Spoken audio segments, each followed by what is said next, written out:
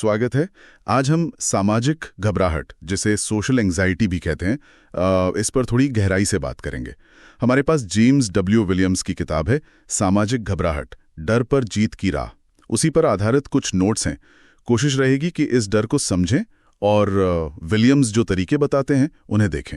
बिल्कुल। और ये शुरू में ही साफ कर देना जरूरी है कि ये मतलब सिर्फ शर्मीलापन नहीं है। हाँ, ये बहुत आम कंफ्यूजन है। हाँ, विलियम्स अपनी किताब में इसी पे जोर देती हैं कि ये एक काफी गहरा डर होता है, लोगों से मिलने का, बात करने का, या कई बार तो बस उनके आसपास होने का भी। नोट्स में भी था कि ऐसा लगता है जैसे सब आपको ही देख रहे हैं, जज कर रहे हैं। अच्छा। जैसे वो उदाहरण होता है ना, पार्टी में गए और हाथ पसीजने लगे या आवाज कांपने लगी बोलते हुए। हाँ, बिल्कुल वही।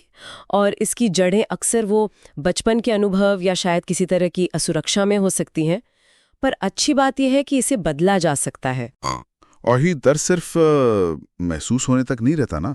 नोट्स बता रहे थे कि इसका असर असल जिंदगी के मौकों पर भी पड़ता है। बिल्कुल, जैसे कोई जरूरी इंटरव्यू हो या कोई नया रिश्ता बनाना हो, लोग अक्सर ऐसी स्थितियों से बचने लगते हैं। तो इसके लक्षण क्या हो सकते हैं जिन पर ध्यान देना चाहिए? मतलब नोट्स में क्या था? लक्षणों में जैसे लोगों से नजरें मिलाने से बचना। हाँ। बहुत ज्यादा ये सोचना कि लोग क्या सोच रहे होंगे या मैंने कुछ गलत तो नहीं कह दिया। छोटी सी बात पर भी घंटों सोचते रहना। और फिर सामाजिक स्थितियों से बचना, उनसे कतराना। सही कहा। और इन सब को पहचानना ही पहला कदम है। विलियम्स इससे निपटने के लिए कई तरीके बताती हैं, लेकिन कुछ पर वो खास जोर देती हैं। जैसे एक महत्वपूर्ण तकनीक है एक्सपोजर थेरेपी। हाँ। पर इसका मतलब ये नहीं कि सीधे डर का सामना कर लो। अच्छा, तो फिर कैसे? किताब में एक भय सीढ़ी या फियर हायरार्की बनाने का सुझाव है। भय सीढ़ी, ये क्या है? थोड़ा समझाएंगे? मतलब आप उन स्थितियों की एक लिस्ट बनाते हैं जिनसे आपको डर लगता है, सबसे कम डर वाली से लेकर सबसे ज्यादा डर वाली तक। ओके। और फिर आप सबसे नीचे से शुरू करते हैं, सबसे आसान काम से, जैसे शायद किसी अजनबी दुकानदार को देखकर मुस्कुराना या धन्यवाद कहना। जब आप उसमें सहज हो जाए, तब आप अगली सीढ़ी पर जाते हैं, शायद किसी जान पहचान वाले से छोटी सी बात शुरू करना। अच्छा, तो एकदम से मुश्किल चीज नहीं, बल्कि छोटे छोटे कदम। बिल्कुल, धीरे धीरे।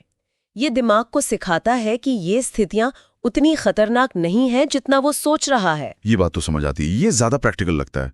और वो जो नेगेटिव ख्याल आते हैं मन में कि मैं बेवकूफ लगूंगा या कोई मुझे पसंद नहीं करेगा, नोट्स में था कि विलियम्स इन्हें सिर्फ विचार मानते हैं। हाँ, कॉग्निटिव रीस्ट्रक्चरिंग कहती हैं वो इसे। मतलब अपनी सोच को दोबारा परखना, ढालना।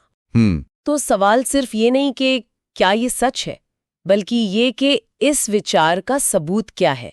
क्या वाकई कोई सबूत है कि लोग मुझे बेवकूफ समझ रहे हैं, या फिर सिर्फ मेरा अपना डर है जो बोल रहा है? एग्जैक्टली। और फिर क्या इसे देखने का कोई और नजरिया हो सकता है? शायद लोग अपनी ही दुनिया में मग्न हो। यहाँ पर वो सेल्फ कंपैशन, मतलब खुद के प्रति थोड़ी दया, थोड़ी नरमी बरतने की बात भी करती हैं। हाँ, ये जरूरी है। हम अक्सर खुद पर बहुत सख्त हो जाते हैं। बिल्कुल। गलती हो जाए तो खुद को कोसने की बजाय ये समझना कि भाई इंसान है, गलतियां हो जाती हैं। सही कहा। नोट्स में बॉडी लैंग्वेज यानी शारीरिक हाव भाव का भी जिक्र था। क्या उसका भी असर होता है? हाँ, बिल्कुल। विलियम्स मानती हैं कि ये बाहर से अंदर की ओर काम करने जैसा है। अच्छा, कैसे? जैसे सीधा तनकर खड़ा होना, कोशिश करके थोड़ी देर नजरें मिलाना। ये छोटे शारीरिक बदलाव भी असल में हमारे आत्मविश्वास को थोड़ा बढ़ा सकते हैं। ये दिमाग को सिग्नल भेजता है कि आप ठीक हैं, आप संभाल सकते हैं।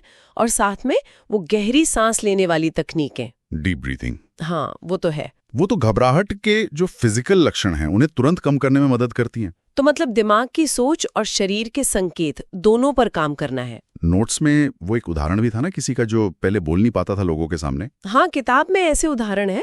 कोई जो पब्लिक स्पीकिंग से डरता था, पर इन तरीकों से उसने डर पर काबू पाया और सफल वक्ता बना। ये सुनकर उम्मीद बनती है कि हाँ, बदलाव हो सकता है। बिल्कुल। विलियम्स का मेन पॉइंट यही है कि छोटे लेकिन लगातार किए गए प्रयास बहुत फर्क लाते हैं। जैसे रोज सुबह शीशे के सामने खड़े होकर खुद से कोई अच्छी बात कहना, जिसे मिरर टॉक कहते हैं, या अपनी फीलिंग्स और विचारों को लिखना, मतलब जर्नलिंग करना। ये छोटी छोटी आदतें धीरे धीरे वो अंदर का आत्मविश्वास बनाती हैं। और माइंडफुलनेस यानी बस वर्तमान में ध्यान देना, वो भी चिंता के विचारों में उलझने से बचाता है। तो अगर हम संक्षेप में कहें तो सामाजिक घबराहट एक मुश्किल चीज हो सकती है, लेकिन इसे हराया जा सकता है। हाँ, विलियम्स की किताब और ये नोट्स यही दिखाते हैं कि सही समझ, सही तरीके और लगातार कोशिश से इस पर काबू पाया जा सकता है। बिल्कुल, बात सिर्फ डर को जीतने की नहीं है, बल्कि अपनी जिंदगी को ज्यादा खुलकर, ज्यादा बेहतर तरीके से जीने की है। सही कहा।